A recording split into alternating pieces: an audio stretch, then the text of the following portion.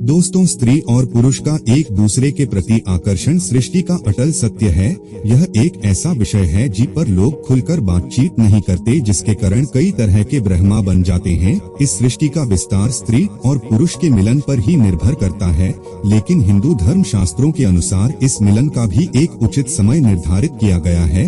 यदि स्त्री और पुरुष समय का ध्यान रखते हुए शास्त्र अनुसार इस समय क्रिया में ली होते हैं, तो उनको सौभाग्य एवं स्वास्थ्य लाभ मिलता है और पैदा होने वाली संतान ऊर्जावान, संस्कारी तथा अनुशासित होती है। दोस्तों, आज की वीडियो में आप जानेंगे कि कौन सा समय प्रतिक्रिया के लिए सर्वोत्तम है और किस समय इसे नहीं करना चाहिए, अन्यथा उसका उल्टा प्रभाव पड़ता है। इसके साथ ही साथ हम आपको धर्म शास्त्रों में लिखित उन कर्म को भी बताएंगे जिससे कोई और पुरुष के संबंध मजबूत होते हैं और कमजोर भी। हमारे धर्म में छिपे इन्हीं रहस्यमय नियमों को जानने के लिए इस वीडियो को अंत तक जरूर देखें। नमस्कार दोस्तों, स्वागत है आपका हमारे चैनल वैदिक ज्ञान संगम में। आपसे अनुरोध है कि चैनल को सब्सक्राइब कर लेने और कमेंट बॉक्स में जय श्री नारायण लिखकर परमात्मा को अपना आभार व्यक्त करें। दोस्तों, ब्रह्मा जी ने जब सृष्टि निर्माण का कार्य शुरू किया तो अपने योग बाल से विभिन्न जीवन को उत्पन्न किया।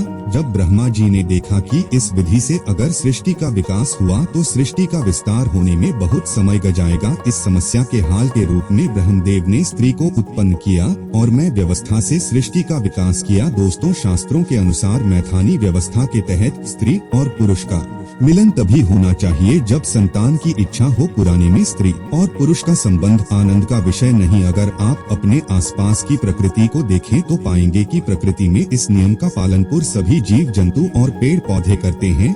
शास्त्रों में कई ऐसे उदाहरण मौजूद हैं जिससे यह ज्ञात होता है कि प्राचीन समय में संतान की कामना होने पर ही स्त्री और पुरुष संसार करते थे। अन्य समय में मित्रवत रहते हुए पति पत्नी सामाजिक क्रिया का निर्वहन करते थे। शास्त्रों में स्त्री पुरुष मिलन के लिए विशेष घड़ी निर्धारित है। विष्णु पुराण में कुछ दिन और कुछ प्रहार बताए गए हैं जो प्रतिक्रिया के लिए उचित नहीं है। संतान का निर्धारण भी प्रतिक्रिया के समय पर ही निर्भर करता है। ऐसे में हर पति पत्नी के लिए यह जानना आवश्यक हो जाता है कि यो संबंध बनाने का सही समय क्या होना चाहिए। हिंदू धर्म शास्त्रों के अनुसार किसी भी समय संबंध बनाना बिल्कुल गलत है। ब्रह्मा व्यवहार पुराण के श्री कृष्ण खंड में स्पष्ट लिखा हुआ है कि सूर्योदय और सूर्यास्त के समय महिला पुरुष को संबंध कभी भी नहीं बनाने चाहिए। जो पति पत्नी ऐसा करते हैं वे रोगी और दरिद्र हो जाते हैं और उनसे पैदा होने वाली संतान भी अपने जीवन काल में विभिन्न रोगन और दरिद्रता को भुगतते हैं।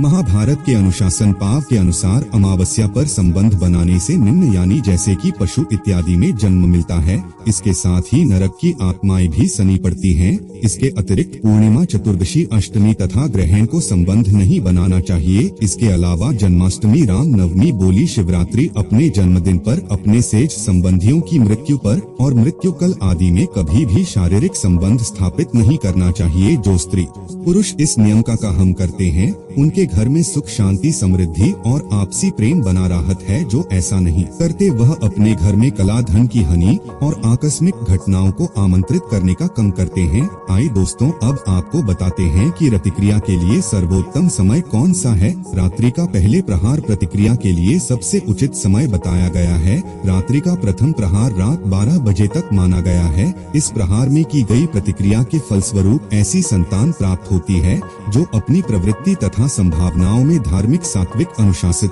संस्कारवान, माता पिता से प्रेम रखना वाली, धर्म का कार्य करने वाली, यशस्वी और आज्ञाकारी होती है। शिवा का आशीर्वाद प्राप्त ऐसी संतानों की लंबी आयु तथा भाग्य प्रबल होता है। प्रथम प्रहार के बाद प्रक्षगन पृथ्वी लोक के भ्रमण पर निकलते उसे दौरान जो प्रतिक्रिया की गई हो उससे उत्पन्न होने वाली संतानों में रक्षण के ही समाजगण आने की प्रबल आशंका होती है। पहले प्रहार के बाद प्रतिक्रिया इसलिए भी अशुभकारी है क्योंकि ऐसा करने से शरीर को कई रोग घर लेते हैं। व्यक्ति अनिद्रा, मानसिक क्लेश, थकान का शिकार हो सकता है और माना जाता है कि भाग्य भी उससे रूठ जाता है। महर्षि व्यास के अनुसार शास्त्र के अनुकूल समय होने पर भी जो व्यक्ति पराई स्त्री से संबंध बनाता है तो उसे व्यक्ति को भयानक नरक में जाना पड़ता है। पहले उसे भेड़िया, फिर कुत्ता, फिर सियार, फिर गिद्ध, फिर शाम, फिर कौन और अंत में बगुले का जन्म मिलता है। उसके पश्चात ही उसे मनुष्य जन्म प्रताप होती है। दोस्तों, हमारे धर्म शास्त्रों में कुछ विशेष नियम बताए गए हैं जिसके अनुरूप चलकर व्यक्ति को स्वास्थ्य लाभ, सौभाग्य तथा सामर्थ्यवान संतान की प्रताप होती है। आई अब उन नियमों को जानते हैं।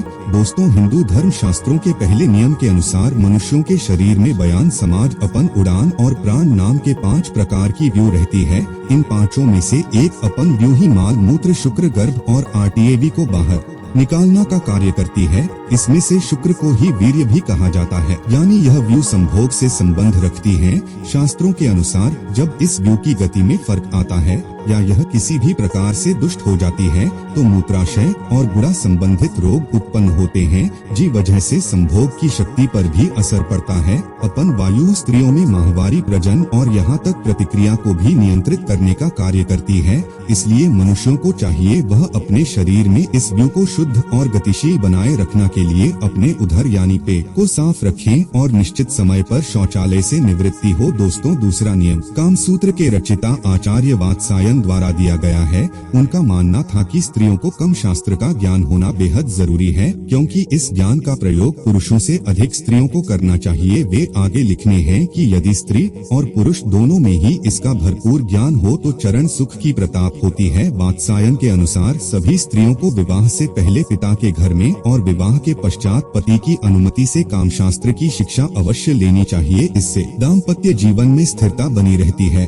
और पति अन्य स्त्रियों की ओर आकर्षित नहीं होता। इसलिए स्त्रियों को योग क्रिया का ज्ञान होना आवश्यक है ताकि वह कामकला में निपुण हो सके और पति को अपने प्रेम में बांधकर रख सके। साथ ही आचार्य वात्सायन बताते हैं कि स्त्रियों को अपने किसी विश्वसनीय विवाहित सखी, हम उम्र, मौसी या बड़ी बहन, नंद या भाभी जिसे संभोग का आनंद प्राप्त हो चुका हो आदि से बिना किसी लज्जा के सर्वस्व की शिक्षा लेनी चाहिए। इन सब के अलावा हिंदू धर्म शास्त्रों में यह भी बताया गया है कि पवित्र मैन जान वाले वृक्षों के नीचे, सार्वजनिक स्थान पर, उद्यान में, शमशान घाट, वध स्थल और मंदिर में तथा ब्राह्मण और गुरु के निवास स्थान में संभोग नहीं करना चाहिए। यदि कोई व्यक्ति ऐसा करता है तो शास्त्र अनुसार उसको इसका बड़ा परिणाम भुगतना पड़ता है। हमारे धर्म में स्त्री पुरुष के प्रतिक्रिया के लिए रात्रि के पहले प्रहार को उचित माना गया है, लेकिन कई कर्मों को रात्रि के समय करने से कल्पना भी किया है। ज्योतिष शास्त्र के अनुसार डर रात तक जैन से कई ग्रहण के अशुभ प्रभाव का सामना करना पड़ता है।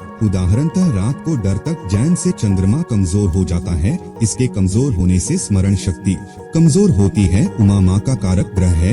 इसके कमजोर होने से माँ अशांत और चिड़चिड़ा हो जाता है। इससे आपके नौकरी व्यवसाय के साथ ही साथ आपसी संबंध के ऊपर भी प्रतिकूल प्रभाव पड़ता है। यही नहीं बल्कि सोने से पहले रुपए पैसों का हिसाब किताब भी नहीं करना चाहिए। इससे बुध ग्रह प्रतिकूल हो जाता है।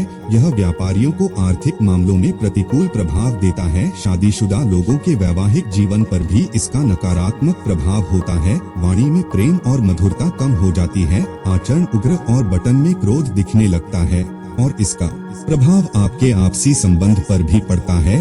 दोस्तों, उम्मीद करता हूँ कि आपको समझ आया होगा कि कौन सा प्रहार प्रतिक्रिया के लिए